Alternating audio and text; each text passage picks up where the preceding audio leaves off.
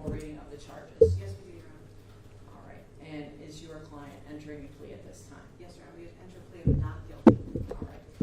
Mr. Frattolin, do you understand the charges that have been filed against you? Yes. I just want to note that you've been charged with one count of murder in the second degree, a Class A1 felony, as well as a charge of concealment of a human corpse, a Class E felony.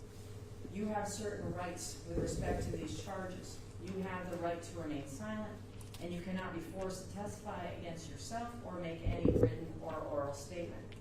You are entitled to a speedy and public trial in which you have the right to confront witnesses who may testify against you.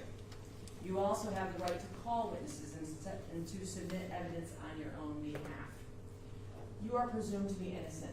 The district attorney bears the burden to prove each and every element of the crimes charged beyond a reasonable doubt, and a jury must unanimously agree on any verdict of guilt. Do you understand everything I've said thus far? Okay. Following this arraignment, you have the right to an adjournment to give your attorney time to prepare for trial. Are the people submitting anything at this time? No, Your Honor. Okay. Counsel are reminded of their continuing obligations regarding discovery. The court has issued a Brady decision. I'm not sure if you've been provided that. We have, Your Honor. Yes, thank you. Okay. I'm going to be setting up the motion schedule. Defendant has 45 days from today's date to file omnibus motions. That would be September 13th. Because of the weekend, I'm moving that to September 15th. People's responses are due on September 29th. A reply, if any, will be due on or before October 6th. I'm going to be scheduling a conference. We'll get to that in a moment. But should pretrial hearings be directed, I'm going to schedule those hearings for November 12th, beginning at 10 a.m. I've also penciled in a jury trial on this matter to keep things moving, and the jury trial will commence on January 5th of 2026 at 9:30 a.m. All right, so let's now talk about bail. Mr. Lange, would you like to be heard? Thank you, Judge. As you noted, the defendant is charged with the top count of murder in the second degree. That carries a maximum sentence of 25 years to life.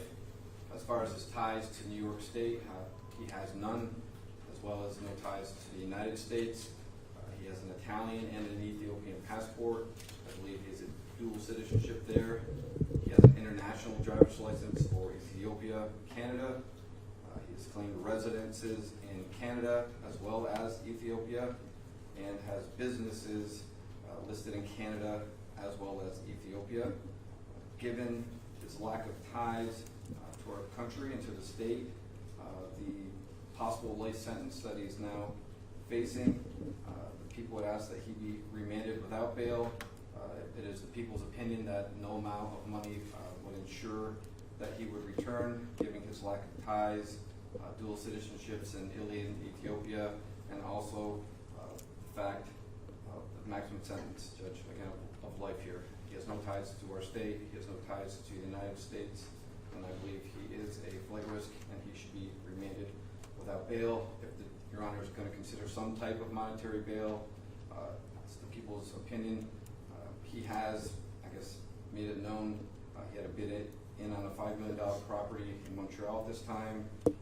He has shown that realtor, I guess, a $30 million bank account. He is, at least according to us, planned on attempting to sell a mining company that would also be worth a significant amount of money. So if you do set an amount, I'd ask that it be very high, Judge. Thank you.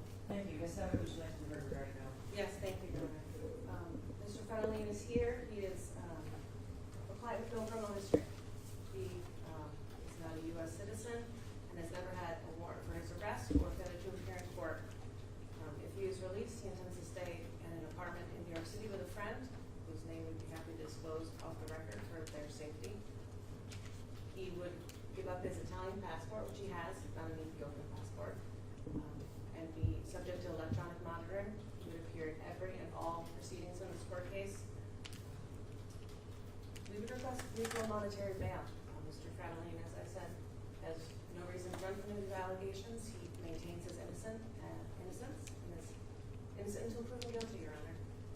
He has no financial support we would ask for reasonable monetary bail. The court has reviewed criminal history, and it does note that there is no other arrest in his past, at least that we've discovered.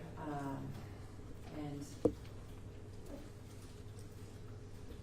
I would be hard pressed to ignore the severity of the charges that are pending against him at this time. He does not have any ties to this area or even New York City, other than having a friend. There has been a lot of discussion regarding what his assets are. I'm not sure of the reality of that, but I have determined that there's a reasonable cause to believe that the defendant, who stands charged with a felony, a Class A1 felony, which is a violent felony offense, I find that remand to the correctional facility is the only way to guarantee his attendance here in court, because of the transient nature of this, of these allegations of his citizenship and really his ties to this area. I can't guarantee his return. So, Mr. Frattolin, I will be remanding you to the custody of the Essex County Sheriff to be provided at future dates before the court. I also want to note that you are ordered to appear at each and every court date, and if you fail to appear, and I know you're going to be remanded, but if you refuse to leave your cell, I would consider that a failure to appear. And I can conduct hearings and proceedings in your absence, and you could even go to trial. So you need to be here for your own defense. Your attorney will struggle to represent you if she doesn't have access to you. So make sure that you stay available to her. And I will schedule a compliance conference in light of the fact that I'm going to be remanding you for August 19th at 3 p.m. And at that time, we will discuss where things stand with discovery. All right, so